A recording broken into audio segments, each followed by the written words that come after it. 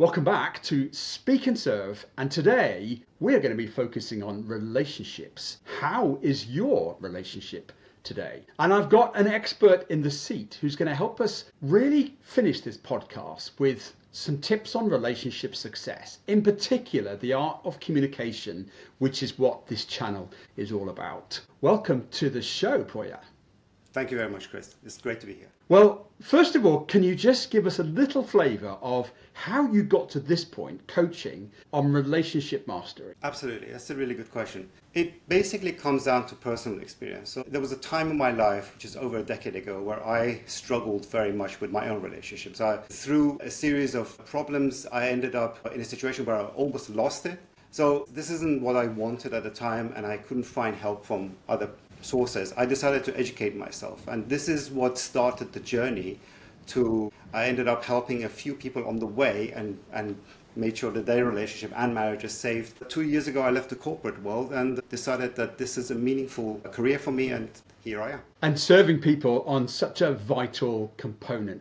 For the people that are listening now, what can you guarantee them by way of offer of benefits that is going to encourage them to continue to listen to our conversation for the next half hour or so? Yeah, absolutely. Well, through this journey of educating myself, I realized how important a relationship actually is in terms of influence it has on the aspects of our life, so health, career, and other areas. And I also realized that we're very poorly equipped to enter such a huge commitment, which is the marriage or long-term relationship.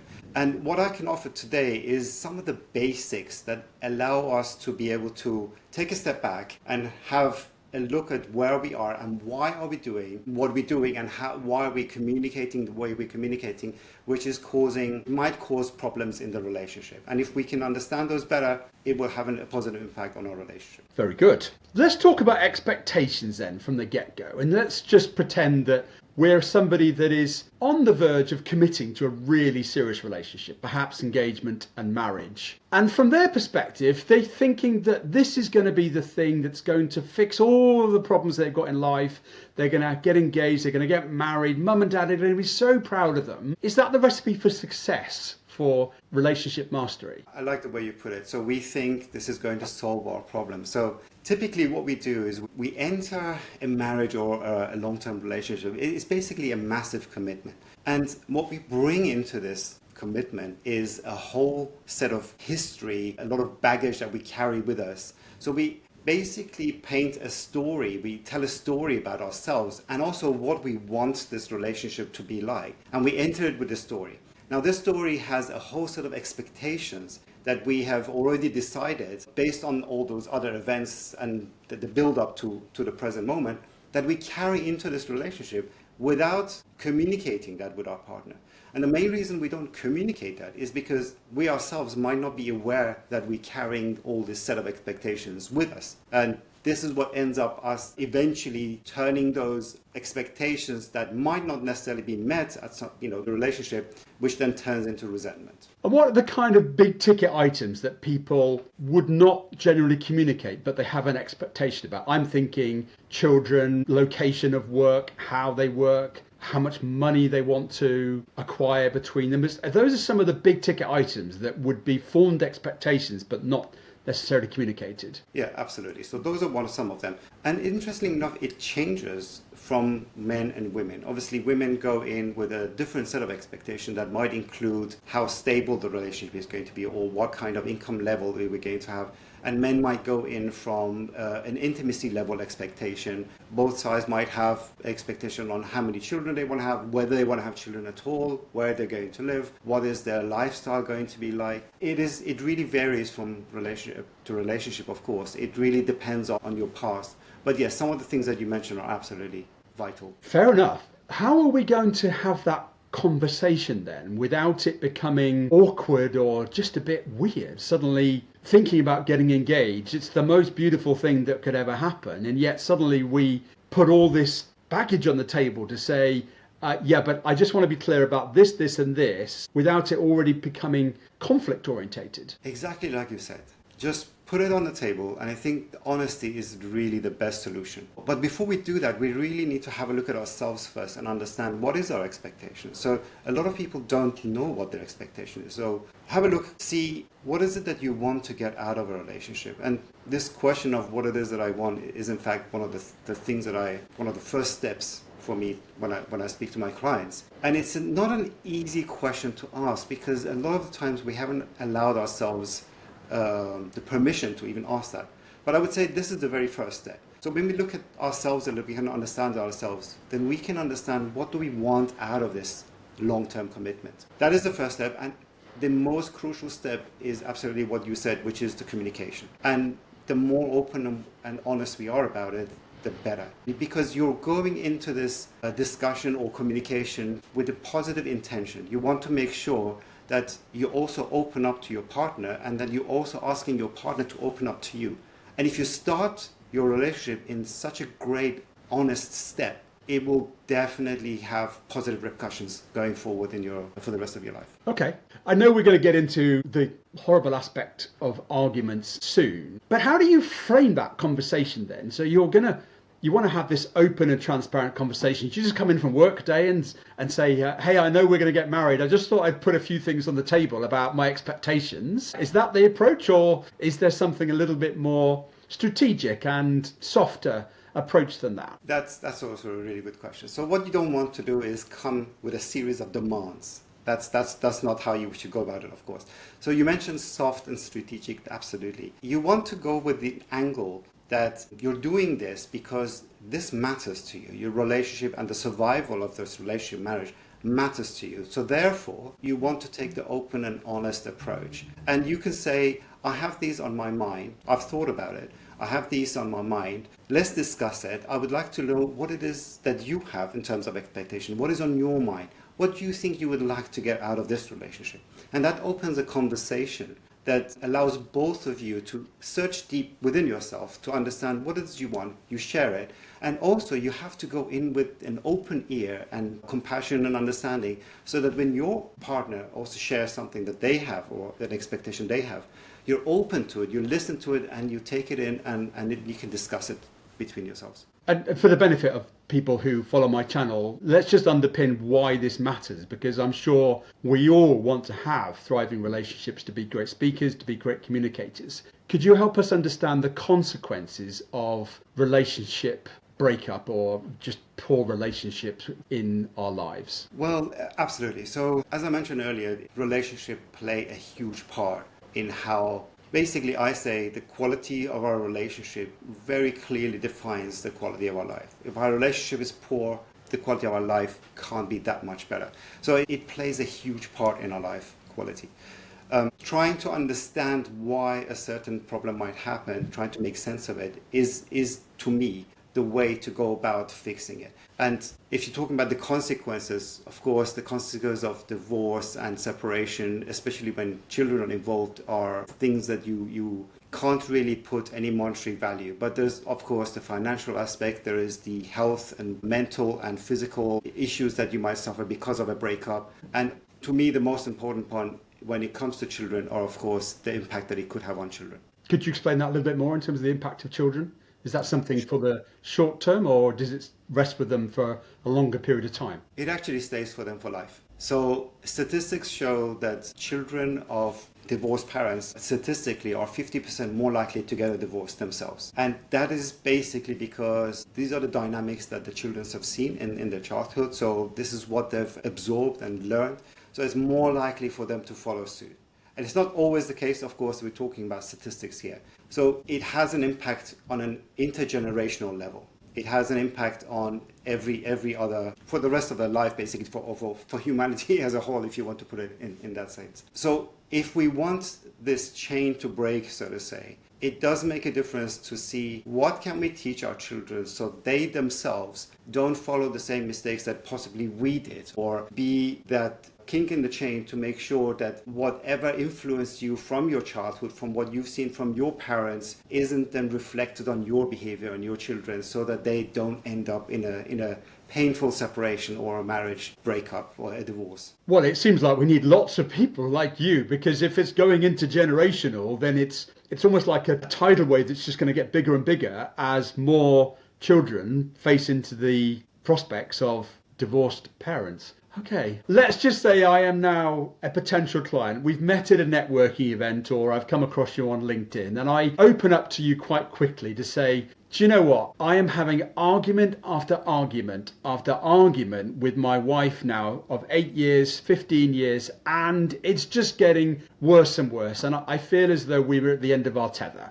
What's the first steps that you're going to take or you could recommend to somebody who's feeling that way today? Sure. That's a very good question, Chris. Thank you. One is try to understand where you are. Now, people that come to me, I go through 3 phases with them. And the very first phase is the analysis phase. So when we first meet, if someone comes to me, I recommend just to have a conversation. And that conversation alone is extremely liberating because you end up noticing certain things that you might have never realized. Because typically we're on reaction mode. So we don't realize what is happening to us unless we take a break, take a pause and have a look at it. So that is the very first step. And what I do with that is try to make sense of our own behavior. Why do we speak a certain way? Why do we snap in a certain area? Why do we have resentment built in? And what is the cause of it? And I can go through the underlying cause of it. But basically, I go through this phase of understanding themselves and also understanding their partner, which then paints a picture of why the relationship is where it is. And then we go through the different phases of understanding what it is that we want. Where do we want the relationship to go in the future? Okay, so that's phase 1. I'm curious, what happens?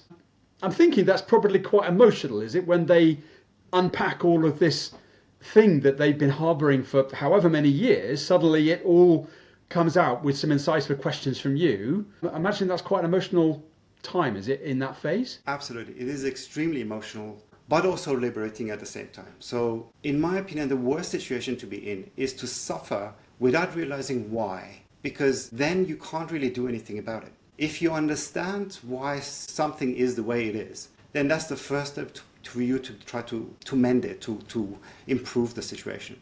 So that's why I have this analysis phase. So it's very much a discovery, a self-discovery journey. And also, you might realize that the reason your wife or your husband, your partner basically had said this thing or behaved a certain ways, you realize the underlying reason could actually be something very different. So I can go through these 3 basic needs that we all have, and every single argument or a difficult situation, if we peel the layers, we understand all of these arguments come down to one of these 3 needs not being met. All right, I'm writing these down. Go for it, because I want to make sure that I don't go into the weekend with any of these 3 missing. Off you go. Absolutely. So the first need is we want to feel close. We want to feel that we're cared for. We have a need for intimacy and trust. So that is the first need, that we want to feel close with our partner. The second need is that we want to feel valued. We want to feel that... Sorry, when you Yes. say intimacy and trust, as in, is that from a sexual perspective of contact, or is it just a feeling of closeness, touching, being present with the person? How do you mean by intimacy and trust? Okay, so I mean this as 2 different things. So we want to have trust and we need the intimacy. And the feeling of closeness is the combination of all of those. Now, every relationship is different, but in every relationship, the need for closeness is there. In some relationship, it doesn't need to be a physical intimacy. In some, it does need to be there. But the feeling of closeness 100% needs to be there. Does that make sense? Intimacy and trust. That's number 2. I've written that one down. Okay. Number 2 is that we want to feel valued. We want to feel that we matter. That we want to feel a certain level of respect and recognition from our partner. That our contribution towards the relationship is equal, is matched, and it matters to the relationship. And number 3? And number 3 is that we want to feel that we're being fairly treated. And that encompasses the feeling of that there is a balance in the relationship, that our priorities are equally matched from both sides, and that we both have a similar sense of entitlement of what goes on in the relationship. So just to briefly talk about them. So first one was feeling the need for feeling close. The second was the need for feeling valued. And the third was feeling the need for equality, fairness. And every single argument, I guarantee you, boils down to at least one of these needs not being met. And So, when that person comes to you in phase one, do you tend to find that it's the male or the female part of the relationship? Obviously, it could be two males as well. I'm not suggesting that, or two females, but as a general norm, what kind of person is the one that puts the hand up first to say, I feel I need to fix this? right. And that actually differs. It varies very much. So one of the things I'm doing actually, I'm running a case study since the beginning of this year where I allow men to be able to talk to me about the challenges they're facing in their relationship. So this is purely for men because men generally, a lot of people say, oh, men don't want to share feelings or don't want to talk. That's not the case at all. It's just that they need to have a safe place to do so. So I'm providing that. And through that case study, I've noticed that it's not always necessarily the men or the women that want to try to fix a relationship or go. It really varies. Men have a lot more solution-oriented mindset towards things, and women seem to have a more emotional approach to things. It really differs, but I don't think we can split it into a 50-50 or 60-40 percentage. And after phase one then, and we've just tried to uncover the three human needs or however you want to phrase them, do you then leave them to think about that, or do you allow them to leave with some tools already to start to try to get to the surface of some of the issues then that are endemic in that relationship breakdown? Yeah. So part of that phase one for me is not just so that we look at ourselves and relationship. It's basically a mapping out of our relationship. It's to understanding where we're at. And part of that is pattern recognition. So I ask people to take some time in their relationship and see if they can recognize patterns. For example, you can see, okay, when it comes to money, for example, we're quite good. We see eye to eye. But when it comes to the kids, we argue a lot. This is where we have a bit of a weakness. We have to work. When it comes to intimacy, we don't see eye to eye, and so on. If we have this pattern recognition combined with understanding what are the underlying reasons for our argument, then you're at a stage where you've done an analysis. Then you can move on to phase two. And I don't leave them alone to do that, but because this is a continuous journey. You give them a different perspective to look at their relationship. And when they have that, the next step is to really fill in the gaps. So when you see that there's a problem here, you want to know what you can do about it. And that's basically phase two. Yeah, so from a perspective of phase one, when people are coming into relationships with expectations, is it fair that some people will come into a relationship with expectations that are given to them by others, which could be family, it could be culture, it could be societal beliefs that they have just come to think this is the way that we operate? Absolutely, 100%. So we have a certain programming that we go through, especially in our childhood, that tells us what is okay and what isn't. So our expectation levels are all based on those set of learnings that we've had in our younger years. And so when we enter a relationship, we already have an idea, okay, even the very basic, okay, monogamy, that is an understanding, and that is something that might be societal related. Certain societies might not have it as important than others, or others more. But yes, absolutely, there's a set of expectations that is set, let's say, for us by society. So when we enter a relationship, we already have those programmings in us, and that plays a huge part in this expectation setting that we have from our partner. And it could be that actually we're also thinking, we now need to get the house, get the kids, get the car, extend it, and go on a holiday because that's what everybody else on the street is doing. And when we can't meet that, that can cause conflict in relationship as well, I assume. Absolutely. We're very much social beings, so we want to feel like we belong. So if we live in an area where everyone does a certain thing, we don't want to feel like we're the odd one out. Or at least it's an uncomfortable situation to be in if we are. It takes a lot to not care about that. But yes, absolutely. And then this is one of the steps that we talked about earlier, to actually communicate that with your partner, because it could be that you don't have those, but your partner does. And if there is a huge discrepancy in this expectation, then of course that's going to cause an issue. Well, yes, you could imagine one of the partners goes to work and another one is with the kids and they're at the school gate, and there's this sort of pecking order of who's got the biggest car and who's got the best coat and which kids are going on the best holidays, and it becomes an echo chamber that one person has to live in and one person doesn't, because they might be at work and failing to communicate that, I would be an awful lot of silence that needs to be aired, I guess. 100%. And that is resentment waiting to happen. So phase 2 then, we've just given them a few tools there to think about in phase 1. Tell us about what happens in phase 2 working with you. Sure. So phase 2 is all about learnings and putting into action. So once you've mapped out your relationship, you understand a little bit better where your weaknesses are, why you behaved a certain way, what are the needs that aren't being met, you can go into learning on how to do things differently. And one of the very powerful tools that I tell my clients is to have things from their own perspective. So when they communicate to our partner, don't go and say, you're such a messy person, you're so brutal, or you don't understand, or go and say how you feel about it. You can say, this thing that you did, whatever it is, made me feel this way.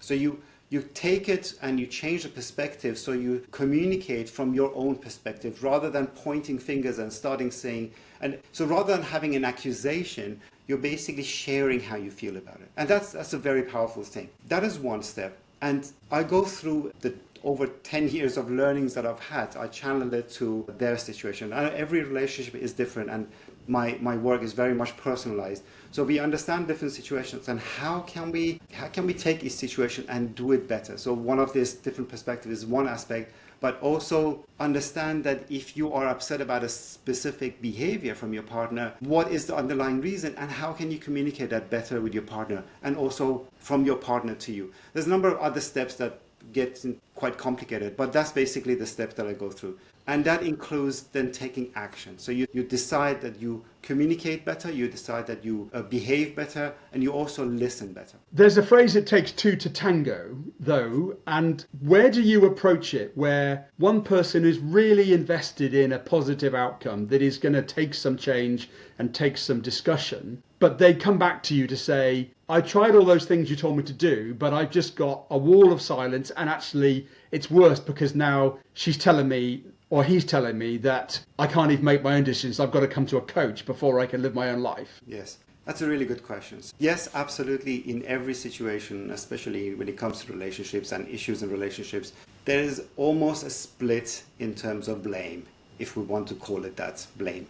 But even, and this is a very controversial topic, even when it comes to infidelity, you can't always 100% blame one side in terms of the cause for that. There is always elements that you need to have a look at to understand what happened that led to that behavior. And if you go back and understand this, sometimes you can actually turn it around into something positive. I've had situations where even in those situations, you can turn things around and have a better outcome, better marriage or relationship afterwards. If you really hit a dead end and a wall with every approach, and the one example that you mentioned, you can't even make decisions yourself. I think the approach is really that we have to understand that we typically, humans, all of us, enter these endeavors, these commitments like marriage, poorly equipped. So the best thing we can do is to equip ourselves with the right knowledge and the right tools. So there's no way anybody can accuse you of having to take on an activity that gives you these tools so that you can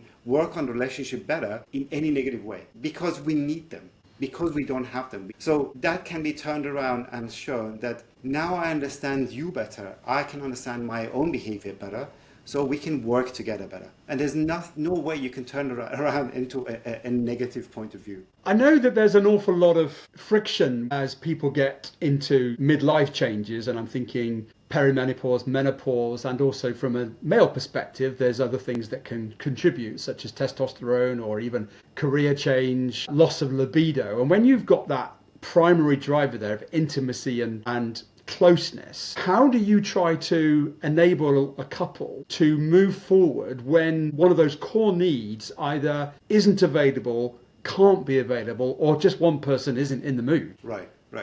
This is actually really important, the topic that you're touching on. Actually, statistically, divorces and separations happen in midlife than any other age. And there is a reason for that.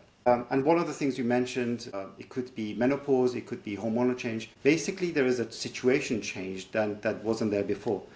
And when we enter a marriage or a relationship, we have these expectations. And at the beginning of the relationship or marriage, tolerance to these expectations not being met is higher. So it's okay, we give it some time, maybe it will work out in 5 years, 10 years. And then typically what happens is kids are born and then our focus changes, and the kids are then the glue that makes sure that both parents are there for the children, and that becomes our attention. When the kids grow, and especially when you have the issue of the empty nest, then especially if you couple in the other aspects like menopause where there's hormonal change, people tend to step back and realize, hang on a second, when I went into the marriage I wanted this, and now they get a chance to look at it and think, well, they aren't met. The kids aren't there to take focus. They think, okay, well, we're probably different people. We don't want the same things anymore. Back to your question, there is always an underlying factor why you're together with someone. And that never changes. That was there from the beginning.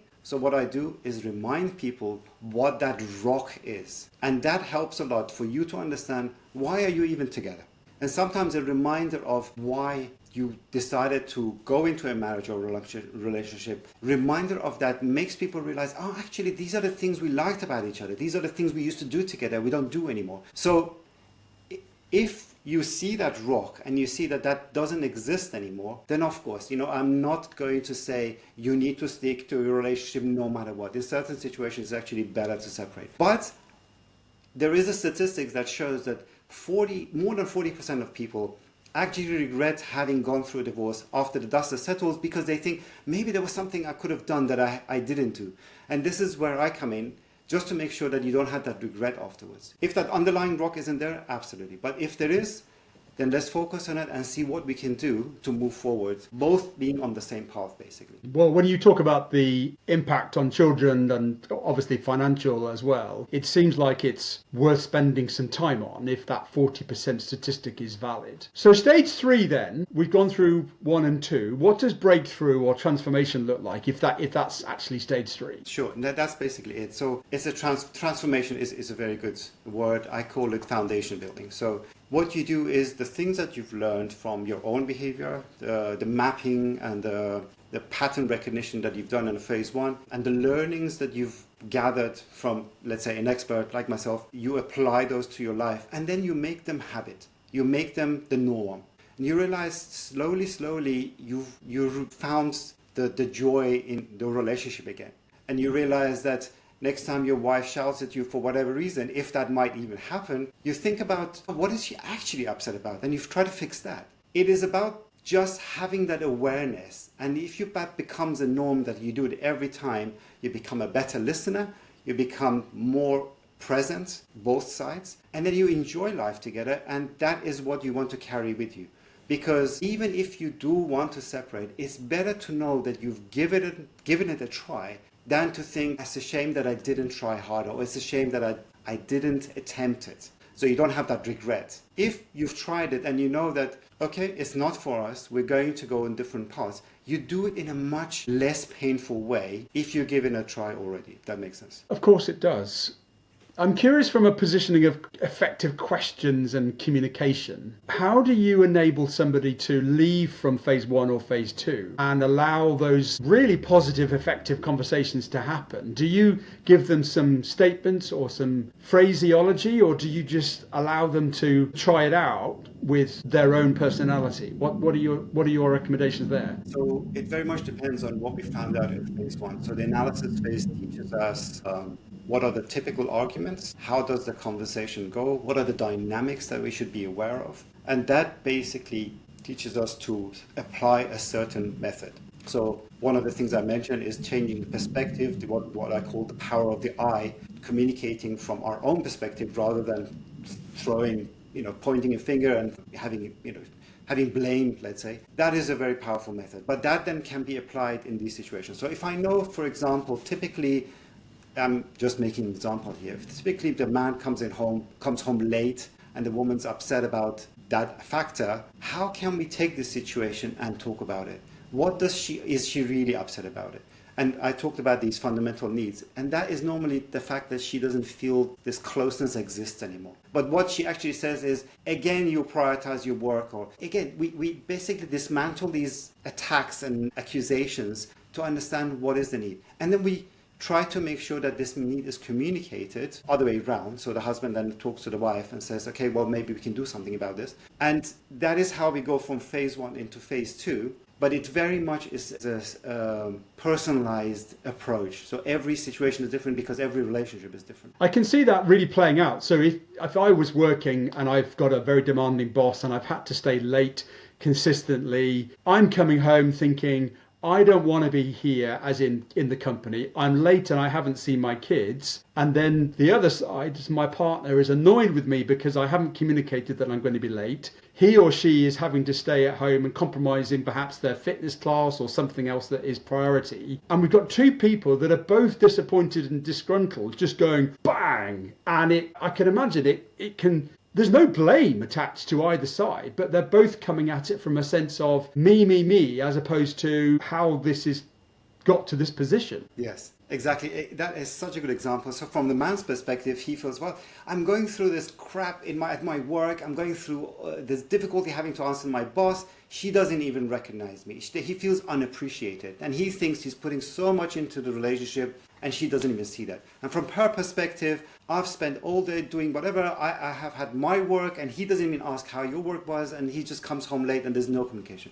So it really is taking every situation and really understanding both perspectives and then bringing a level of communication so that it doesn't end with you just making assumptions and then acting out based on those assumptions, but rather opening up and say, actually, honey, I've had a really hard day at work. Can you just listen to what I have to say? There are so many ways to dismantle that and turn a difficult situation where there's no respect or understanding into something that is actually a shared problem that they can talk about. Because it's that second value you talked about was value, wasn't Yes. it? If I've done all that work and I'm not feeling valued by my boss and my partner because I've come home unappreciated, but the person who's at home is feeling unvalued because they're having to compromise what's important to them, that's a primary core purpose there that has been compromised, and they blame the other person for that. But actually, both people are almost equally contributory to the value to each other. Absolutely.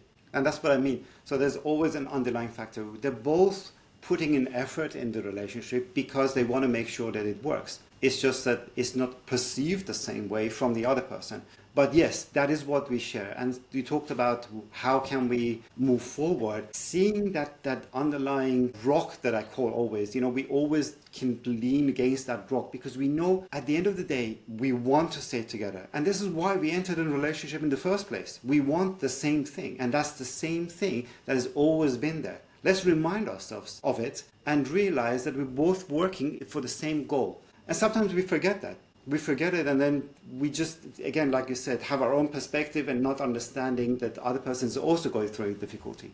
So yes, having that rock and reminding ourselves that is crucial. It must be really rewarding what you do. And with that in mind, could you describe a client journey without obviously naming names or even gender? Could you describe, we'll call him Fred, whether or not I've got a client called Fred, by the way, but could you describe what they came to you with and then how they left in a much healthier position? Sure. So yes, the answer to your question is it's extremely rewarding. And the main reason is that when I went through this difficult phase of my life myself, I was desperate to find someone like myself now. So I try to be there for them just to make sure that they don't go through the same way as I did. So yes, it is rewarding. And let's say we take Fred. And Fred has entered this relationship poor equipped because they haven't had the, let's say, exposure to understanding a certain amount of behavior. So when we go through this analysis phase, I basically sit with Fred and I'll tell him, just go through your day and explain to me what happens. What happens in the morning, what happens when you're at work, and what happens in the evening. So I can better understand what is going through his life, really, in terms of his relationship. And then when that happens, that sharing already is quite meditative for Fred. So that already opens him up to want to do more, want to share more. Then we go through different specifics. So on the weekend, I argued about this with Susie, let's say, we're calling the wife Susie. I take that and I'll go through the needs and we dismantle this argument and find out what the issue could be. Without having to do anything, we go through a couple of weeks at least of just perceiving, just listening in. And then we turned it around, and then Fred says, okay, now I understand that she said that, but my actually is because this isn't happening, or is because I had said this before, or whatever. Once this happens, Fred already feels a bit more optimistic because he is understanding why something is happening a lot more than rather just suffering because of it. And that is already great. And typically, and you mentioned earlier that, if the wife comes and says you can't even make a decision, typically what actually happens is that the partner is quite happy that the man has gone on a coaching program, because she sees that this matters to him. He's doing something, he's putting effort in to do something. So that normally has a positive effect. But throughout our journey, it makes Fred change his behavior, change the way he sees things from her, and also the way he says things. He's able to listen more, and I then empower them with certain tools. For example, the way you address something can be different. The time, this is also extremely important. One thing that men have almost no clue about is the menstrual cycle and the effect that has on women. We men have none of that. We're just flat out, our emotions are pretty much the same throughout. Understanding how important women's emotions are and their ability to communicate on the menstrual cycle is extremely important. So if Fred knows, if I wait 1 week or 2 weeks and then bring up this topic to talk about with my wife, and that could have a much more positive effect, absolutely, it's important to know that. These are the tools that I'm talking about. If we're equipped with these tools, we can turn things around in a way that we've never thought possible. So we go through this analysis, and then I talk to Fred about this, and eventually I say the course with them. So the course is actually 3 months, and the last month is basically just making sure that we continue doing the same thing. And the results, I can tell you that I would say all my customers have been really, really happy. And some of them actually come and said, I can't believe what we've been missing out on. Our relationship could have been so much better, but we just didn't know what to do about it. So we didn't know how to solve relationship issues. Just going back on the menstrual cycle then, can you give us some guidance then as to, is it day 1, day 30, day 15? What's the recommendation for when we should approach some fairly difficult conversations about relationship? Well, I can tell you when to definitely avoid it, and that's Okay. before the period actually starts. I would say that is the time, that's a week, that men should typically be as passive as possible. Don't start an argument, don't start a discussion. If something comes from your wife, just take it on, cushion the blow, as to sort of say. Just be there, as passive as possible. But remember it, and maybe then bring it up at a later stage. If there's something that your wife said, normally they don't mean it in the same way. The week after the period has finished, that is the week that typically is the most constructive when it comes to creating a bond, creating a connection. I would say if you have something important to discuss with your wife, wait until that week, which is actually what's called, I think, a fertile week. That is the week that is the best time to be able to repair any damage that might have happened. Full disclaimer, if anybody's listening and you try to do it post period and you do it in that week and it is a cataclysmic failure, we just try to offer you something, but it might not always work. It's just gives us the best chance for it to work. Absolutely. No, I appreciate there's lots of hormonal impacts and lots of changes that as men we have absolutely no idea on, because as you say, we're kind of like a constant line and we're not attuned to all the impacts of the hormonal changes that will be experienced by a female in that period of menstrual cycle. So very, very well made, and a point much appreciated. Just in terms of this aspect of modern life and the grind and lots of expectations and we need to do this, we need to do that, are you optimistic or pessimistic about humanity as a full form as to where it's going with relationship? Ooh, heavy question. I would like to say I'm very optimistic, because typically I'm very solution oriented. I'd love to see that every problem has a solution, and if we just try hard enough, we'll find it.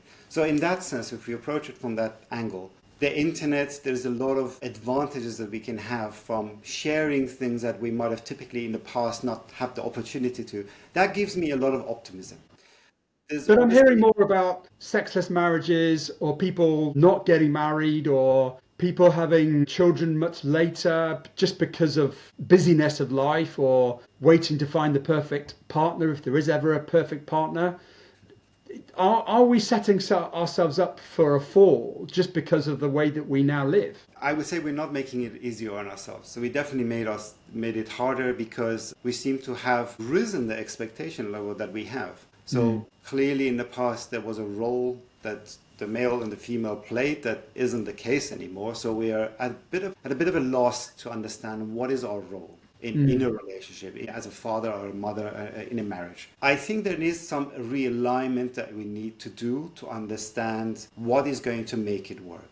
And there's a lot of psychology that plays a part that we obviously not all of us need to understand the details of it so much. But we need to understand that if we both, there's a number of misconceptions about what is going to make a marriage work. First of all, what you said, if there is a perfect partner, there is no such thing. There is no perfect partner. There is no perfect marriage. Every marriage needs work. If we don't put the work, it's not going to work. So we have to put in the effort. We have to realize that we cannot go in with that expectation and expect, if that isn't met, that's it, it's off. It's not working. It doesn't work that way. So that education needs to happen. We need to be less selfish about it. If we do that, there is a success story out there. There's marriages that would absolutely work with in busy lives, in hectic lives. It's just a matter of wanting it enough. I do think there's a really valid point there that you're making, is that we're sometimes living out the expectation of our grandfathers or even our parents. And yet the way that society is leveled up in many different ways, the man, the woman have got different roles to play. And if we are trying to create a marriage based on what we've seen of the past, that's automatically not really transparent communication. So a point very well made. When we go into situations with friends, I know that this is kind of, oh, have you heard about Fred? Yeah, Fred and Sally. Oh, what's going on there? And there's almost this gossip and tittle tattle that happens because I've just opened up to somebody to say that my name's Fred, I'm not getting on too well with Sally, there's not much action in the bedroom, and I'm feeling, I haven't got intimacy, I don't feel valued, and I don't feel really great. Is that the best place to tell our mates that we're not happy? I wouldn't say, it depends on the mate. It depends on how close we are with them. If there's going to be judgment involved, then I would say no. If it's going to create a gossip, again, I would say no. It needs to be constructive. It needs to be in a safe environment that you know that if you share, there's a level of understanding and not ridicule. Because if it's just going to be a topic that every other person is going to talk about it in the area, then obviously it's not going to serve a purpose. But yes, I really think we do need to create safe spaces so that men do talk about it with each other, just so that we understand that we're all in the same position. No relationship is void of difficulties or trouble or crisis. It just depends on what different crisis we're talking about. So yes, I think it is positive. It's just it needs to be done in the right environment. And looking back at your 10-year-old self from where you are now to where you were 10 years ago, what would you now say to 10-year younger Puya about how he was feeling at that time when he wasn't really happy in life and also relationship? What kind of lessons would you be writing to him about? Chris, I love that you asked this question because, as I said, I have a case study that I ask men about the challenges. And one of the questions is exactly what you asked me. So this is now turning around and I have to answer. I would tell myself to not be burdened with the pressures of expectations from society and parents. So in my opinion, a lot of times we live other people's lives, not our own. And it gives us a certain level of pressure without giving us the fulfillment of a purpose. We think this is what we're supposed to be doing, but it's not serving us. Some of us are lucky enough to be able to notice that early enough and then step back and have a journey of self-discovery to find out what it is that we actually really want, but not all of us. Good. So were your parents or your society giving you quite a big expectation of what your relationship needed to be or should be? So I was in a very toxic environment when it comes to work. I was working at an investment bank. Not that I want to say negative things about all investment bankers, but it was a very, very toxic environment. And I think there was also a set level of expectations of, supposed to get married, have children, and so on and so on, buy a house and get a dog and so on. I was, in a way, playing a role. It felt like it afterwards, that was dictated to me beforehand. So yes, the answer to your question is yes. I'm not saying that all of those are bad. It's just that you need to realize if that is what you really want, not what society or your elders are expecting of you. But you have to really want it yourself. And if it's not, find what it really is and pursue that. As we get older, there's part of me that says we seem to become more and more reliant on our partner because we do everything together. And my personal belief is that I need to have my life and my partner needs to have her life. And when we come together, we can talk about different experiences and different places and different environments. And it becomes a conversation in itself. What are your thoughts on joined at the hip and doing everything together, or allowing two roads to go alongside each other and every now and then sort of get on the roundabout and have a chat? Right. I would say being joined at the head or hip, wherever, is extremely unhealthy because we're all individuals. If we embrace our individuality, what actually makes a relationship work the best is that we find someone that is interesting enough that is not us. And that's what makes them interesting. And most of the time we're most attracted to them when they are successful at doing what they do, whatever it is they do. If they're a painter or they're good at whatever it is that they do, they're a business or a musician, when they're in their place, when they're good at what they're doing, that's when we feel most attracted to them. And that's because they're different to us. So I don't think we need to necessarily always like the same things and do the same things. We just need to be able to feel like we're with a person that is interested in us as much as we're interested in them, because we're interesting enough to them as much as they're interesting enough to us. But we should not try to make them belong to us in a way, but just make sure that we're on a journey together and we're discovering something new all the time. I hope that answers your question. No, it does. I'm glad you're in alignment with my own beliefs on how I'm going to live my next 35, 40 years of long, healthy life. Just transferring our thoughts to communication, I'm a great believer of being really intentional about a speaking gig or something coming up and really thinking about it, preparing, visualizing and role playing almost how that's going to go. From a relationship perspective, should we approach our calendar and almost strategic moments of communication to create good success in relationships? So you're talking about having goals and aspirations? Well, no, I'm thinking more about do we sort of schedule in a Friday chit chat about Oh, right. where we are and how things are going and how you are, how I am, what's coming up next month that I should be aware of, and just building communication in as almost a calendar appointment that we are committed to. Yes. No, that's actually a really good approach. So a lot of couples end up, whether they're because they're working from home or for whatever situation, they ended up always having a specific time of day that they spend together, whether it's breakfast or dinner. And that actually is a really good time to check in and just see how things are. And if there's anything that comes up, that is the best time. But if that doesn't happen, absolutely it's important to schedule it, because you need a way to make sure you don't get distant from each other. So you get updates from the other person, and also this checking in, make sure the other person feels that you're valued. This second number, the need that we have. And if we spend some time listening to our partner, just for them to go through what the week has been and what is coming ahead, it gives them the sense of, oh, they matter to us. And that's so important. That's us being present to them. If that doesn't just happen because of our schedule, because of our timetable, we absolutely need to make sure that we do schedule it. Yes. So having a nice bowl of porridge scrolling through Instagram while she's talking to me about the day ahead, recommended or not? Not. No, we really need to be present. So put away the phone. Obviously, if you're having porridge together, then it's not. But you really need to be able to listen. The worst thing we can do is be